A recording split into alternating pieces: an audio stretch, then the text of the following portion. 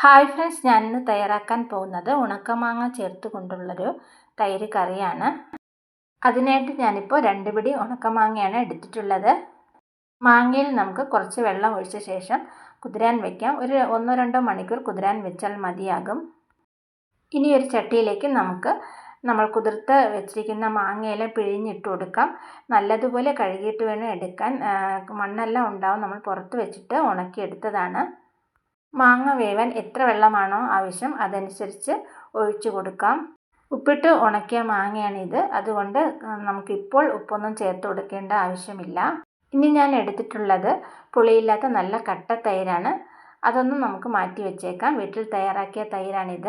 അരപ്പിനായിട്ട് ഞാനിപ്പോൾ എടുത്തിട്ടുള്ളത് അരമുറി തേങ്ങയാണ്, 1 സ്പൂൺ ജീരകം, ഒരു പച്ചമുളക്, കുറച്ച് കറിവേപ്പില എന്നിവ എടുത്തിട്ടുണ്ട്. ഇവയെല്ലാം നമുക്ക് നല്ലതുപോലെ ഒന്ന് അരച്ചെടുക്കണം. മാങ്ങയെല്ലാം ഇപ്പോൾ നല്ലതുപോലെ വെന്ത് കിട്ടിയിട്ടുണ്ട്. മാങ്ങയെല്ലാം നിറയെ കിട്ടുന്ന സീസണിൽ നമുക്കിതുപോലെ ഉണക്കമാങ്ങ തയ്യാറാക്കി വെച്ചിരുന്നാൽ പെട്ടെന്ന് തന്നെ കറികൾ തയ്യാറാക്കി എടുക്കാവുന്നതാണ്. ഇനി ഞാൻ ചേർത്ത് കൊടുക്കാൻ പോകുന്നത് നമ്മൾ തയ്യാറാക്കി വെച്ചിരിക്കുന്ന അരപ്പാണ്. അതുകൂടി ഒഴിച്ചു കൊടുക്കാം. ഇനി ഒന്ന് ഇളക്കി കൊടുക്കാം. ഇനി നമുക്ക് കുറച്ച് മഞ്ഞൾപ്പൊടി കൂടി ചേർത്ത് കൊടുക്കാം. നല്ലതുപോലെ ഇളക്കി കൊടുക്കുക. നമുക്കിത് ചോറിനോടൊപ്പം കഴിക്കാൻ അടിപൊളിയായിട്ടുള്ളൊരു കറിയാണ്. വളരെ ടേസ്റ്റി ആയിട്ടുള്ളൊരു ഉണക്കമാങ്ങ തൈര് കറിയാണിത്. ഇതിൻ്റെ സൈഡ് ഡിഷായിട്ട് കൂടുതൽ ചേരുന്നത് വറുത്ത കരുവാടാണ്. അത് വെച്ച് കഴിക്കുമ്പോൾ ഒരു അടിപൊളി ടേസ്റ്റാണിതിന്. അരപ്പ് ഒഴിച്ച് കഴിഞ്ഞാൽ പിന്നെ നമുക്ക് നല്ലതുപോലെ തിളപ്പിക്കാൻ പാടില്ല. ഒന്ന് പതഞ്ഞ് വരുന്ന സമയത്ത് ഉടൻ തന്നെ നമുക്ക് സ്റ്റൗ ഓഫ് ചെയ്യാവുന്നതാണ്. ഞാനിപ്പോൾ സ്റ്റൗ ഓഫ് ചെയ്തിട്ടുണ്ട്. നമുക്കൊന്ന് ഇളക്കി യോജിപ്പിച്ച് കൊടുക്കാം. പിന്നെ എരിവ് ആവശ്യമുള്ളവർ 1 പച്ചമുളക് കൂടി ചേർക്കാവുന്നതാണ്. ഇനി നമുക്ക് ഉപ്പെല്ലാം കറക്റ്റായിട്ട് ഉണ്ടോ എന്ന് നോക്കാം. നമ്മൾ ഉപ്പിട്ട മാങ്ങയാണ് ഇപ്പോൾ ഉപയോഗിച്ചിരിക്കുന്നത്. അതുകൊണ്ട് അതിലെ ഉപ്പെല്ലാം ഈ കറിയിലോട്ട് ഇറങ്ങിയിട്ടുണ്ടാവും. ആവശ്യമെങ്കിൽ മാത്രം കുറച്ച് ഉപ്പ് ചേർത്ത് കൊടുക്കാം. ഇനി ഞാൻ ചേർത്ത് കൊടുക്കുന്നത് കട്ട തൈരാണ്.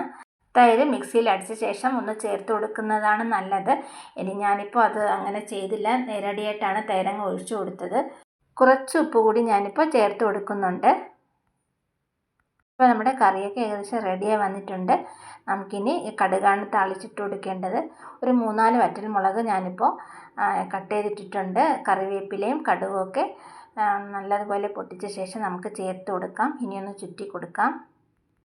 വളരെ രുചികരമായ നമ്മുടെ ഉണക്കമാങ്ങ കൊണ്ടുള്ള തൈര് കറി റെഡിയായിട്ടുണ്ട്. റെസിപ്പി ഇഷ്ടമായാൽ തീർച്ചയായിട്ടും എല്ലാവരും ഒന്ന് ട്രൈ ചെയ്ത് നോക്കുക. വീഡിയോ ഇഷ്ടമായി ലൈക്ക്, ഷെയർ ആൻഡ് സബ്സ്ക്രൈബ് ചെയ്യുക.